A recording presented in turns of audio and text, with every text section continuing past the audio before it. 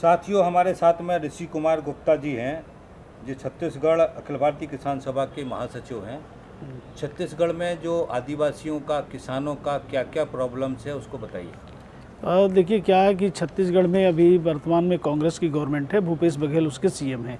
उसके पूर्व में 15 साल पहले बीजेपी की नेतृत्व में रमन सिंह मुख्यमंत्री थे। बस सेम उनके ही पद चिन्हों पे अभी भूपेश बघेल 2018 के बाद जो निर्वाचित हुए हैं उनका भी प्रोग्राम उसी तरह से है। सरगुजा के अंदर एक बड़ी पॉपुलेशन रहती है जो आदिवासी समुदाय है, बलरामपुर के अंदर, सूरजपुर के अंदर, कोरबा डिस्ट्रिक्ट के अंदर, और वही बस्तर की जो भूभाग है वहाँ जो आदिवासी हैं उनके साथ एक बड़ी क्रैश हो रही है। हसदेव अभ्यारण्य जो है उसमें अडानी के लिए जो ज़मीन है, जो छत्तीसगढ़ का हॉट जोन माना जाता है, उसको दुर्भाग्य की बात यह है कि वहाँ पर जून में उन्होंने विधानसभा में ये पास करते हैं कि उसको सर्वसम्मति से कि वहाँ जो अडानी के लिए खदान अलॉट की गई है उसकी जो एनओसी है उसको रद्द की जाएगी और वहाँ पर प्रतिबंध लगा दिया जाएगा, कोई वहाँ पर कोयला खनन नहीं होगा।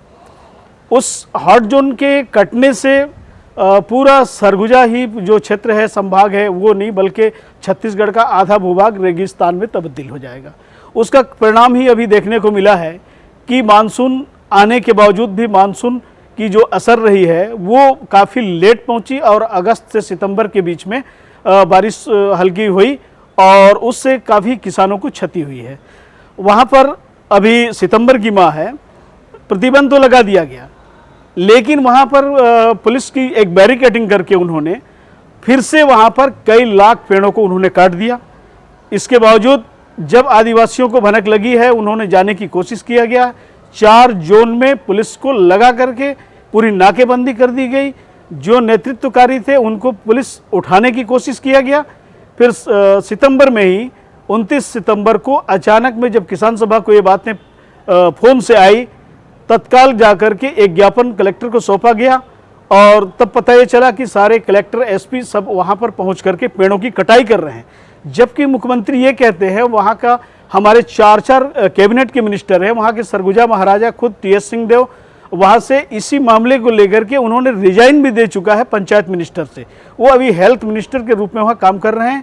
सीएम ने ये भी कहा कि अगर हेल्थ मिनिस्टर चाहेंगे, वो मंत्रिमंडल में शामिल हैं, तो एक भी पेड़ कटाई नहीं होगी और नहीं आदिवासी उजड़ेंगे। इसके बावजूद उन्होंने उसका उलट काम किया है। मैं ये बताना चाहूँगा कि जिस तरह से भूपेश बघेल ये कह रहे हैं कि हम बहुत अच्छा काम आदिवासियों के बीच में कर रहे हैं, एक तरफ तो जो वन भूमि की जो ज़मीन है 4 लाख लोगों ने आवेदन भरा है, वो अभी भी पड़े हुए हैं और उनको बेदखली करने की हर रोज़ नए नए षड्यंत्र रच करके वो कारपोरेट को वो ज़मीन सौंपने के लिए छत्तीसगढ़ के अंदर बड़ा भूभाग की जो ज़मीन है उसको अडानी और प्रकाश इंडस्ट्री को सौंप रहे हैं। ये हालिया में ये बात आई है कि उन्होंने अडानी के लिए जो ज़मीन खाली कराना चाहते हैं, एक नरवा गुरवा करके उन्होंने एक प्रोग्राम बनाया है जिसको आदिवासी बेल्ट में उन्होंने लागू किया है गौठान के नाम पर, और उस गौठान से जिन आदिवासियों को वन भूमि के ज़मीन अलॉटेड किए गए थे उसको फिर से वो एक्वायर कर रहे हैं, उनके ज़मीन छीने जा रहे हैं। यहाँ तक कि जो पहाड़ी कोरवा है, जो हमारे देश में सबसे पिछड़ी जनजाति के रूप में मानी जाती है, वो बलरामपुर डिस्ट्रिक्ट में और पूरे हिंदुस्तान में सरगुजा और जसपुर डिस्ट्रिक्ट को छोड़ करके कहीं ये जनजातियाँ पाए नहीं जाते हैं। अभी एक सोमारू राम करके है, अभी कल ही उन्होंने फ़ोन किया है कि हमने कलेक्टर को आवेदन देने के लिए हम गए थे, वहाँ से बोले एसडीएम के पास जाओ। एसडीएम के पास जब हमने आया है तो एसडीएम हमारा आवेदन लेने से इनकार कर गए हैं।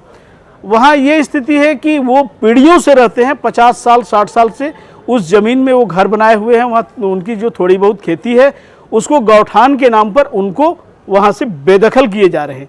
उसकी तहसील में, एसडीएम के अंदर, कलेक्टर में कहीं उसकी सुनवाई नहीं हो रही है। तो ऐसे जो लोग हैं, जो गरीब हैं, जिनके न रहने की ठिकाना है न जिनके खाने की ठिकाना है, 2 बीघे जो ज़मीन उनके पास हासिल हुए थे, जो छोटी सी झोपड़ी बना के रहते हैं, उसे भी यदि ये गवर्नमेंट छीन लेगी तो आखिर वो कहाँ जाएंगे।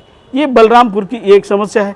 वहीं पर पेड़ों की अवैध कटाई बिना एनओसी के, वो 5000 पेड़ों से अधिक पेड़ों की कटाई कर दिए हैं बलरामपुर डिस्ट्रिक्ट में, शंकरगढ़ के बछवार की जगह में। आदिवासियों ने बड़े पैमाने पर विरोध किया है। जब उन्होंने ज्ञापन सौंपने गया तो ज्ञापन लेने से इनकार कर गए हैं।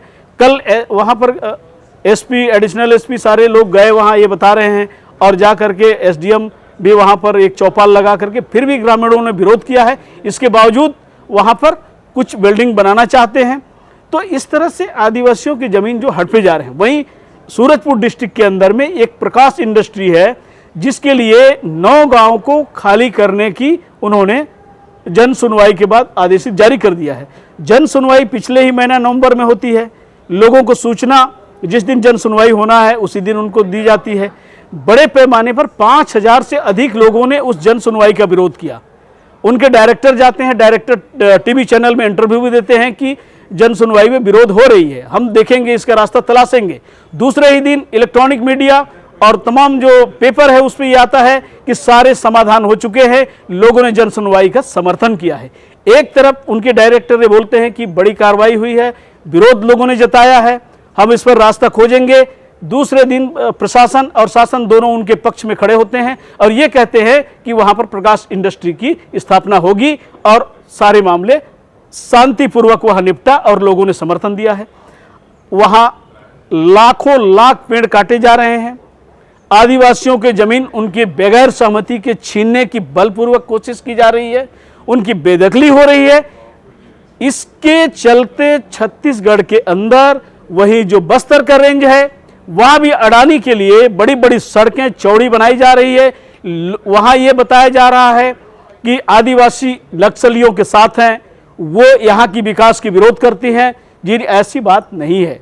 वो आदिवासी ये मांग कर रहे हैं कि सड़कें बनाई जाएं, हमारे हॉस्पिटल खोले जाएं, स्कूल खोले जाएं, हमें रोजगार दिए जाएं, हमारे जमीन को छीना न जाए, बड़ी भूभाग है जो जंगल की उसको क्षति न पहुंचाया जाए, इस पर्यावरण को बचाया जाए, ये उनकी मांगे हैं। सिलगेर के अंदर 6 लोगों की आदिवासियों की हत्या कर दी गई, जिसमें एक प्रेग्नेंट आदिवासी महिला थी जिसके बच्चे के साथ में उसके मां की भी डेथ हो गई। अभी तक उसकी जांच नहीं हुई है। लोगों ने 14 महीने तक वहां पर एक बड़ा शांतिपूर्वक आंदोलन चलाया, अब उसको भी जमींदोज कर दिया गया। वो बलपूर्वक उन्होंने उसके बगल में ही एक सैनिक छावनी बना करके उस जन आंदोलन को पूरी तरह से कुचल दिया है। बस्तर के अंदर हर 2 किलोमीटर में एक बैरिकेडिंग है, जिसमें अर्धसैनिक बल, वहां के जो एसएफ, बीएसएफ के बटालियन और कोबरा बटालियन, इसके बाद आपके एसटीएफ के फोर्स, मतलब उस अंदर में लोगों का जाना मुश्किल है। उन आदिवासियों के साथ किस तरह का हो रहा है ये बात बाहर नहीं आ सकता। इस तरह से गवर्नमेंट जो है, चाहे वो कांग्रेस की हो या इसके पूर्व जो बीजेपी की रही है, दोनों ही आदिवासी के साथ अन्याय कर रहे हैं। वही छत्तीसगढ़ एक ऐसा प्रदेश है जहां बड़े बड़े लैंडलॉर्ड हैं, जो सामंत हैं, जो जमींदार हैं, जिनके कब्जे में लाखों लाख एकड़ जमीन अभी भी उनके कब्जे में है। वहां सेलिंग एक्ट की कोई भी जो कानून है वो वहां लागू नहीं हुई है। जो 27 एकड़ सिंचित जमीन और 54 एकड़ असिंचित जमीन, इससे ज्यादा जमीन रखने का अधिकार नहीं है।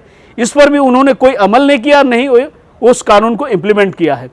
अब हमारी इस AIKS की जो कॉन्फ्रेंस हो रही है सेंट्रल में, अभी एक रेगुलेशन लाया गया है जिस पर बड़े जमींदारों से जमीन छीनकर गरीब आदिवासियों में बांटने की जो बात हुई है, हम एक बड़ी मोबिलाइजेशन करेंगे और फिर से 91 तक हमारी जो स्ट्रगल चला था छत्तीसगढ़ के अंदर, 89 तक बड़े जमींदारों के खिलाफ में हम एक बड़े भूभाग पे ये संघर्ष चलाएंगे। तभी हम वहाँ के जो आदिवासी है उनको उनका हक और न्याय हम दिला पाएंगे।